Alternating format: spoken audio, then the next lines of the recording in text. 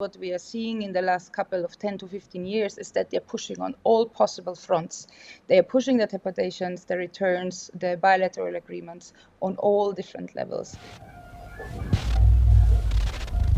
We love the fact that you love freedom. Welcome to another episode of our series on infrastructures. We talk about Fortress Europe and the inhumane border regime put in place by the EU institutions. Our conversation will concentrate more on the situation in the southeast of the continent, but we shouldn't forget that similar conditions prevail in the south, west, north, and east in Italy, Spain, Britain, Belarus, not to mention the really horrid stories that come from Libya and other places directly influenced by the EU policies. The outcome of the border policy carried out by Europe in the last 2 or so decades is catastrophic. There is no other way to say it. African and Middle Eastern citizens attempting to cross the border into the EU are constantly criminalized, pushed back, detained, often in horrible conditions. Europe created this nightmare, and why it still goes on despite everything needs a long and careful analysis, which is why we have here Nidžara, Ahmetašević, and Klaudia Wieser, two well-informed activists and journalists to guide us through the discussion today. We structured the conversation into parts, so don't hesitate to follow us for the whole talk.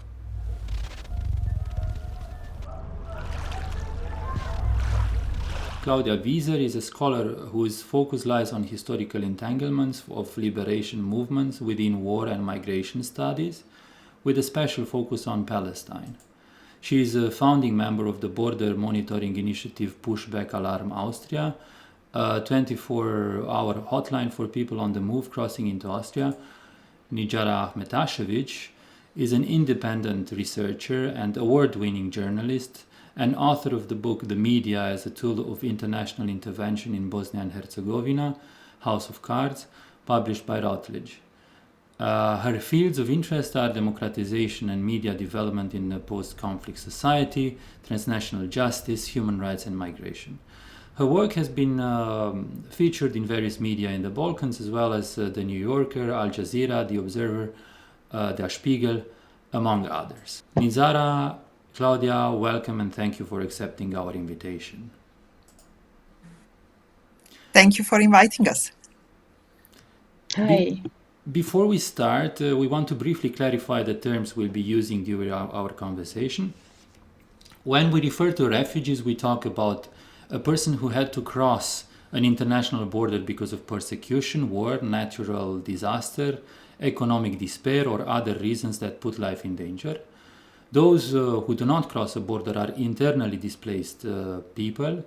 An asylum seeker is a person who does not always fit the strict criteria of the United Nations, but has applied for refugee status. The last common term is migrant, and it describes a person who is on the move in search of a better life and whose rights to seek asylum and to live in dignity are the obligation of the host state wherever that person is. So I don't know how you find these definitions that we put forth here as in the beginning of our discussion. But let's begin with the first question, Nidžara and Klaudia. Could you sketch out for us a kind of infrastructural map of the border regime and the migrant detention infrastructure in southeastern Europe? This infrastructure question is very interesting and very important in the moment because these infrastructures created by European Union in southeastern Europe, especially in the Balkans, are changing in the last couple of years. For many years, European Union is investing a lot of money and efforts to create a system that will kind of facilitate what they called migration management. And in practice, it means that they are looking to build a system that will prevent migrations through the Balkans toward European Union and the West. whatever West is when we use that term. For that purposes, European Union in the Balkans region, but also in the broader Balkans region, I have to say, so including some countries that are part of the EU, like Greece or even Bulgaria, even Romania, pushed these states to adopt certain legal and other regulations that will allow them to manage migrations. And in addition to that, the European Union imposed as one of the main prerequisites for the countries that are not EU members, migration management. So all these countries have to fulfill certain criteria that are related to this issue, being building camps in its territory, building detention centers, but also accepting agencies like Frontex, IOM, ICMPD, and many others to work in its territory, and to build additional infrastructures that will help to manage migration, actually to prevent migration. In addition, these agencies and EU are funding local police, so police in each of these states, by providing them equipment, but also training, and in some cases even paying salaries for police officers who are engaged at the border region. You were mentioning before some international organizations which are involved in this process. Could you tell us more about their involvement, especially in regards to the production of the material infrastructure? So, talking from Bosnia and Herzegovina, I can focus a little bit more on International Organization for Migration, even though it doesn't mean it's the only agency that is involved. However, International Organization for Migrations, IOM, in Bosnia, as well as many other countries, has a special role because it's the main partner for European Union when it comes to implementing migration management. In Bosnia and Herzegovina, this role is bit different than in other countries because Bosnia and Herzegovina has a very interesting status inside of the Europe. Bosnia and Herzegovina is the only semi-protectorate country that we know of today in the territory of Europe, which means that even though it is officially independent state, since the end of the war in 1995, Bosnia and Herzegovina is a subject of international intervention. And there are different bodies that do have supreme, ultimate power in Bosnia and Herzegovina. European Union plays a very important role, and this position of semi-protectorate of Bosnia and Herzegovina gave a possibility to European Union and the West, so-called international community, to impose who will implement migration management.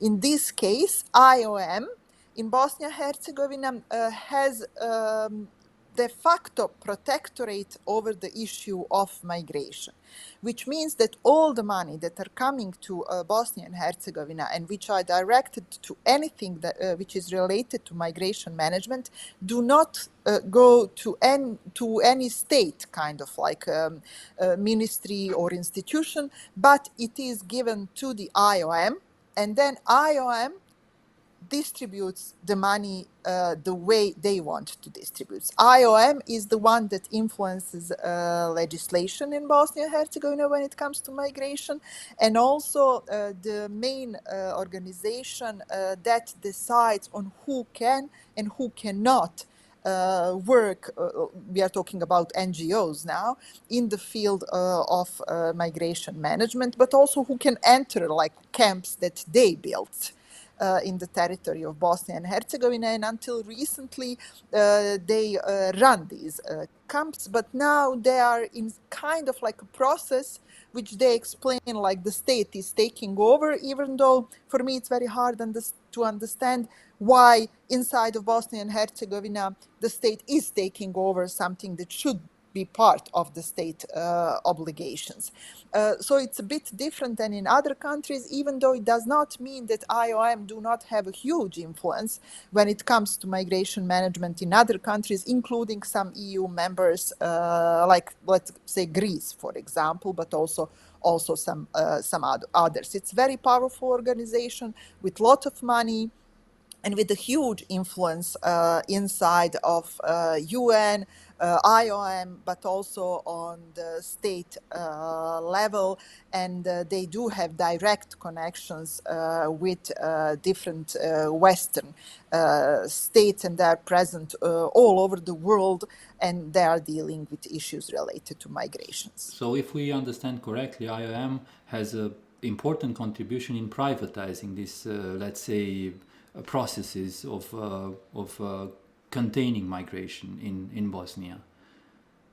Yes, their approach is very, very much company-like, to put it in that way, but also this notion of migration management, how they refer to this very important issue at this moment, shows you that the direction in which all this going. And yes, IOM comes as practically some kind of private company that is functioning in a way that they receive money for something, for the role they play in the field when it comes to migration management. And talking about the role they play, somewhere in your papers you mentioned that the relationship between the European Union and IOM leads to a kind of a system of apartheid. Could you explain this to us a bit more, what you mean by this? It means that European Union, through different organizations, including IOM, is working in the area that in the way that allows for people who are migrating for different reasons, with different background, to be excluded from the rest of society in different ways. Just as one example is a system of camps and centers, accommodation centers that exist all over Europe, all over the world. But at this moment we are focusing on Europe, where people are segregated from the rest of the society. They live under special kind of rules outside of the legal system of different countries, and they are exposed to unjust system that makes them dependent on intervention from different organizations and non-state and state actors.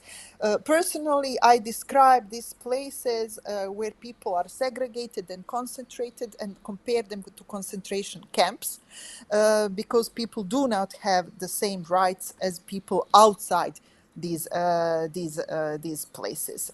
This system is very dangerous, and the biggest problem is that this system and the existence of these places became normalized all over the world. And many people now believe that those people who are migrating should be kept in isolated places where they have special security behind wires, with cameras, protected by the police, where police or any private security, which in many cases it's a private security agencies, have the right to use violence. And even that existence of these camps and the way how people live inside of these camps, centers, is violent. So that's just part of the answer to that question. Sorry, maybe just to jump in here and then we can come back to Bosnia. I think one very important point when we talk about IOM is that in recent years, this whole field of project work within the region has also been attracting many other players. So while IOM still has a monopoly, as Nidžara has described, we see other international humanitarian organizations, but also international organizations that are trying to compete for funding for millions of euros that are coming from the European Union. And just one of them to mention is the International Center for Migration and Policy Development, but we also see small organizations like, for example, the German GEZ or the Austrian Hilfswerk, who are actually humanitarian international organizations that are now completely switching their clients, right? So it's not anymore people that are moving through the regions that are their clients that they should support. Rather, it's international players, it's the European Union, it's like local governments that now are in need for assistance for the facilitation of migration management, as Nidžara has described it. And I think that's really interesting in the coming years to see where's the competition between these organizations and how profit is made on top of the people who are concentrated in this camp now. And the normalization of this discourse, as Nidžara has described it, is one of the basic elements for these humanitarian organizations to come in and do their work, right? So yeah, I just wanted to add that. Maybe just one last question on this chapter. We were wondering, is Bosnia on the main one of the main routes of migration, or could you tell us what are the main routes of migration in the southeastern part of Europe, and is there any connection between the migration infrastructure and the routes? At the moment, Bosnia is one of the main routes. It was not until 2018. Bosnia is kind of more difficult for people to cross than it is Serbia or some other countries, for simple reason because Bosnia is we have a lot of mountains, a lot of rivers, but also after the war there are many landmines that stayed in Bosnia. So Bosnia is one of the 10 countries in the world most polluted with the landmines. Because of that, until 2018, when violence at the EU borders from Serbia became really bad, Bosnia was not a part of the main road. However, after the murder of the Madina Husseini, a girl from Afghanistan at the border between Serbia and Croatia, when she was pushed back from Croatia toward Serbia and killed by the train that came across the train track that the girl, 6-year-old girl, was trying to cross. That was kind of a moment when people became more afraid of these pushbacks and they turned to Bosnia. Bosnia is good as a route because we have a very long border with the EU, which is with Croatia. So people have many different possibilities to exit Bosnia toward Croatia. So at the moment, yes, Bosnia beside Serbia, but also Bulgaria, Romania, Croatia. I think the entire Balkan is part of the route. This route is changing, I think, every month because people are trying to avoid police, trying to find better and more secured ways. And what is different at the moment, and that's also because of all this increased security, is that people are paying every year, every month actually, more and more to smugglers to cross the borders. And the smugglers are practically now leading kind of like the entire road. So people, it's very hard to pass for those who do not have money. Smugglers are, of course, very often cooperating very well with the different official infrastructures. So if you follow the news report, you will see that more than often police officers are those who are arrested among other people and indicted for smuggling and similar crimes, but also different other infrastructures are involved in what is happening at the moment, generally all over the Balkans. Mm-hmm. Well, tell us, why is migration so important for the EU? An EU report shows that the annual long run of its GDP could grow up to 1.4% above the baseline growth, while a full repayment of the integration policy investment could be achieved after 9 to 19 years. So it seems that the migrants are in fact much needed by the EU. Therefore, more money is spent to control and test migration policies. How this control evolved, and what does it mean today for the migration in Balkans? European Union do not have an issue with migrations as long as the people who are migrating are white. And that's the reality of European Union of today. Islamophobia is growing, racism is growing, far right is becoming more and more powerful, and anybody who is coming from outside, whatever is outside, if does not fit this picture of white, possibly Christian Europe, is becoming problematic. But I think maybe Klaudia, because she lives in European Union, can give the better answer to this. I am outside of these borders and this life. So for me, it's as somebody who is living in the Balkans, is sometimes hard to understand European Union.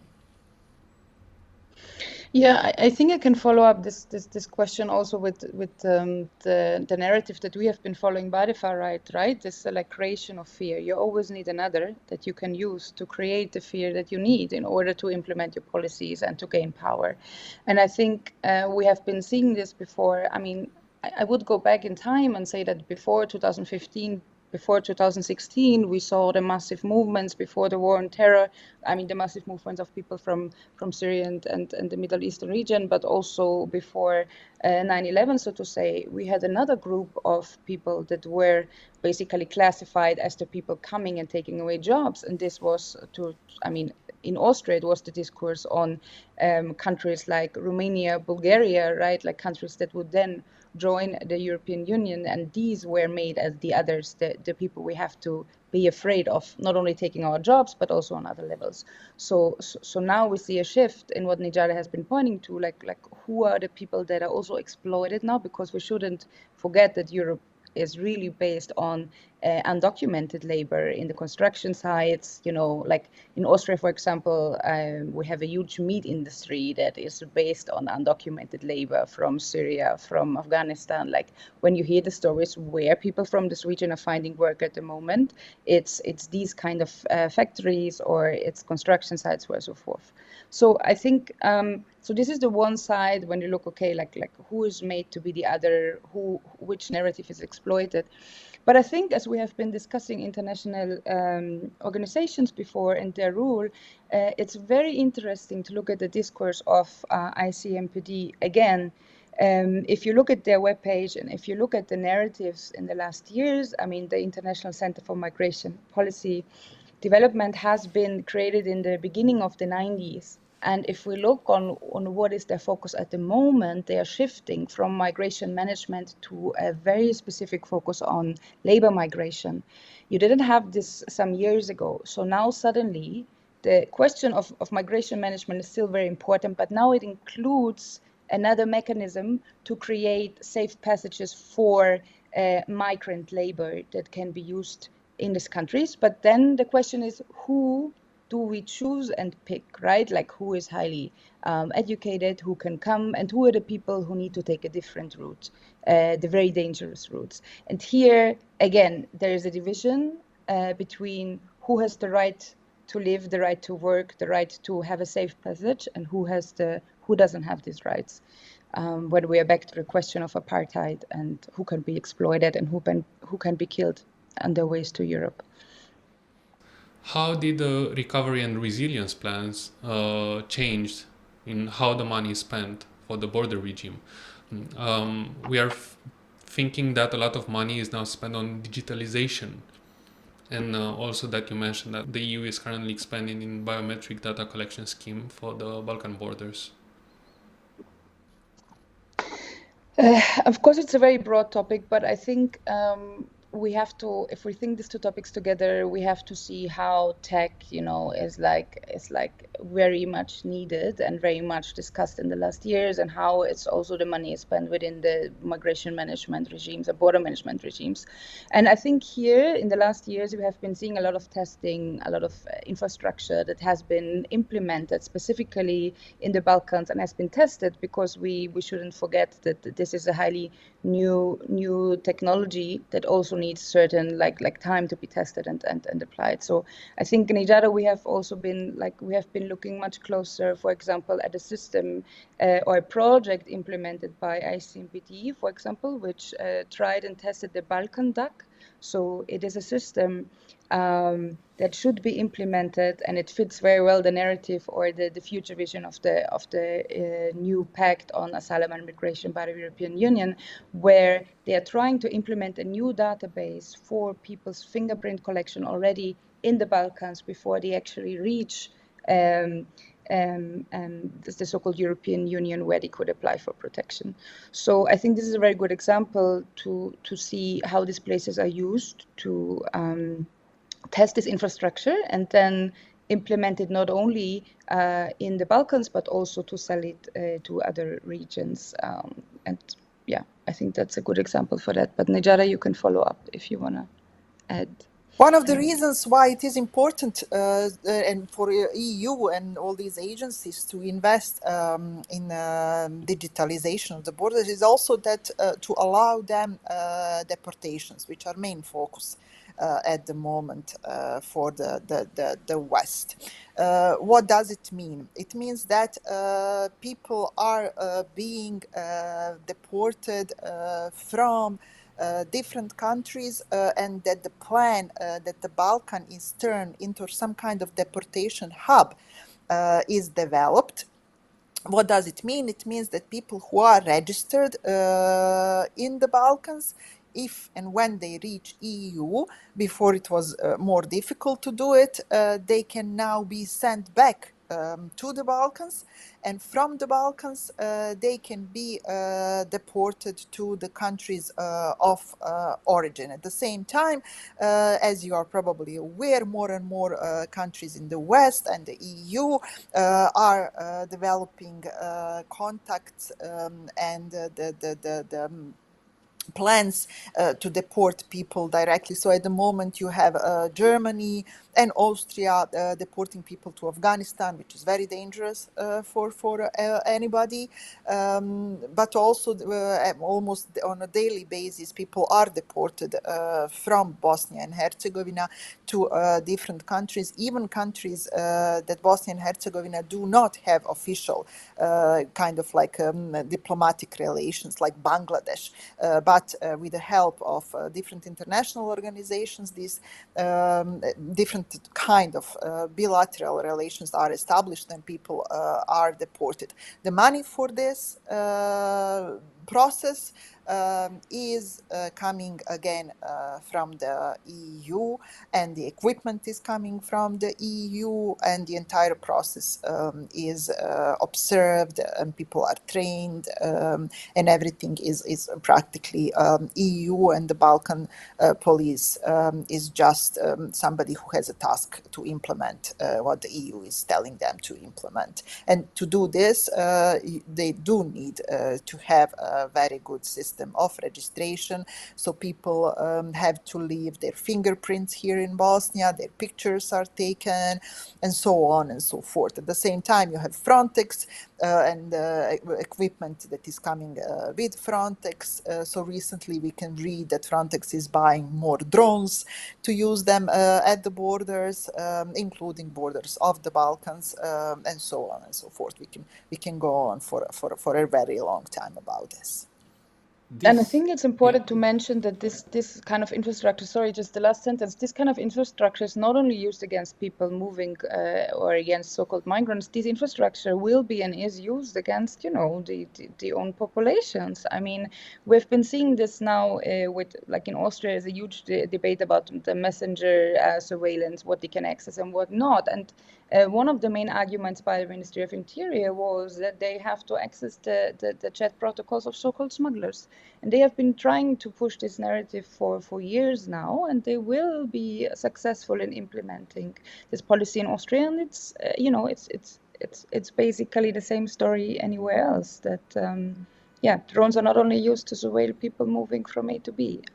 They're used to surveil our demonstrations. They're used to surveil our backyards. They're used to for many other things. This next question is addressed to both of you. In your studies, you speak about legislation as a tool for reinforcing the imperialist interest of the core capitalist countries in Europe, the big countries such as Germany, France, Italy, but also smaller countries like Austria or the Netherlands. They are also involved. You mention how the strategy of concentric circles was anchored in the various treaties and pacts signed over the years. Could you explain what this strategy of concentric circles means and take us through some of these documents, say from the EU summit in Thessaloniki in 1999 to the new Pact for Migration and Asylum, which was approved by the European Parliament this year in April?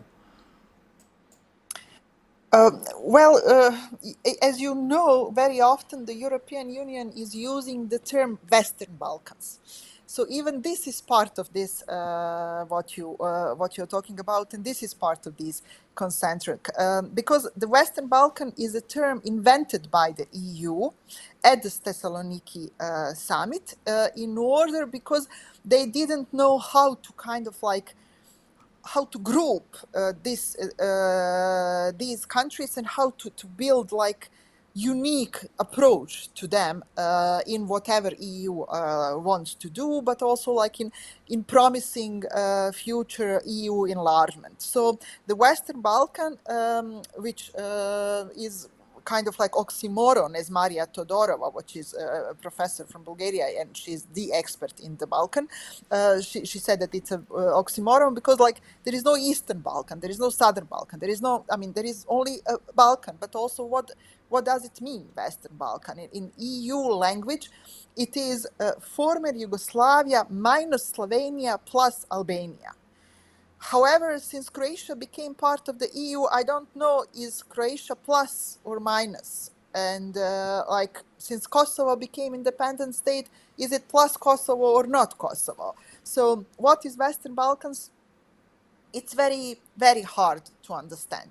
Nevertheless, EU for decades is developing different things that are directed toward these so-called Western Balkans, including legislation that is imposed in all of these countries under the false promise that if we adopt and implement this or that legislation, all of our countries will one day become EU member state, which is almost impossible, especially in the case of Bosnia and Herzegovina, but almost in the case of Kosovo too, because as I said, Bosnia is semi-protectorate, Kosovo is not semi-protectorate really, but also it's not really independent state, and also it's not recognized by all EU members, so it's a false promise. Practically. Also, all of these legislations that are imposed on these countries are sometimes impossible to implement, because something that works in Germany does not mean it can work in a small, poor country as Bosnia is.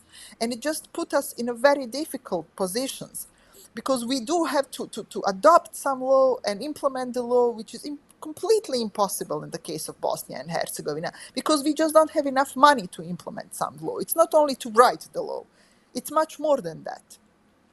Some of these laws are related to migrations. Many of these laws are related to migrations. So I will just give you one example and how all this circle is created.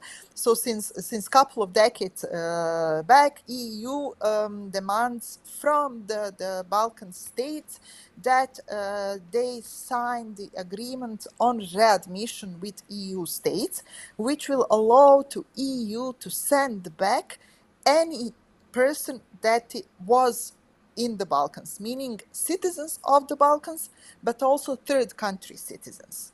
And this is developed many years ago and is implemented now through these deportations.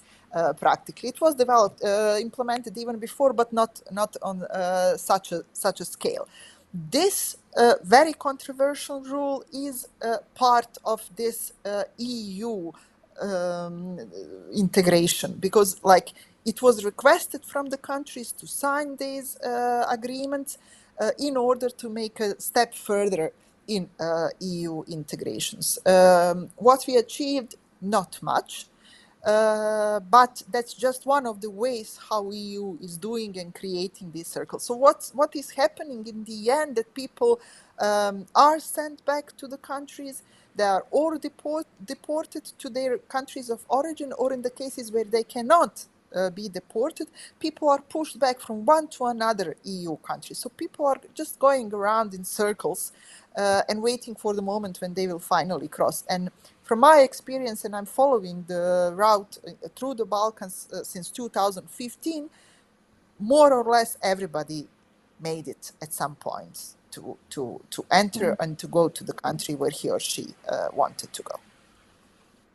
And I think it's important to follow up on what you have been saying in terms of so people are moving in circuits, right? It's not that these borders are functioning. People will make it at one point. And what we have been trying also in our recent study to go back in time and actually look on how, like it's not only the new pact now that is implementing all of these policies or is making it possible.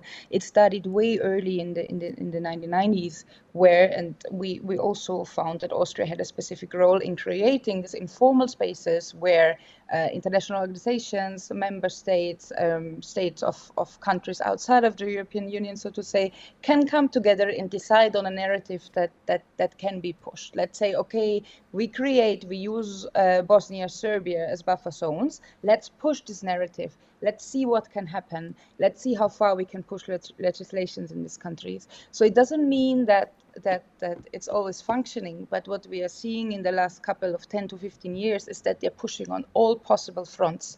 They are pushing the deportations, the returns, the bilateral agreements on all different levels. And the concept of concentric circles that we have been referring to in our studies was actually a document that was proposed by Austria also when they started their first EU presidency, where they suddenly came up with the idea that we have to abort the Geneva Convention, we have to have agreements with third states, we have to use development aid to pressure them to sign agreements. We have to work with so-called other countries that are closer to us to work with pre-accession processes, to force them to implement certain legislations to build Fortress Europe. But our main argument was that this is not only happening now with the new pact as it's presented to us, but this has been prepared for many, many years. And the idea was to try to push whatever is possible and see how far it goes, to test it, so to say. Yeah. This is the end of the first part. Hit the like and subscribe button. Stay tuned for the second part.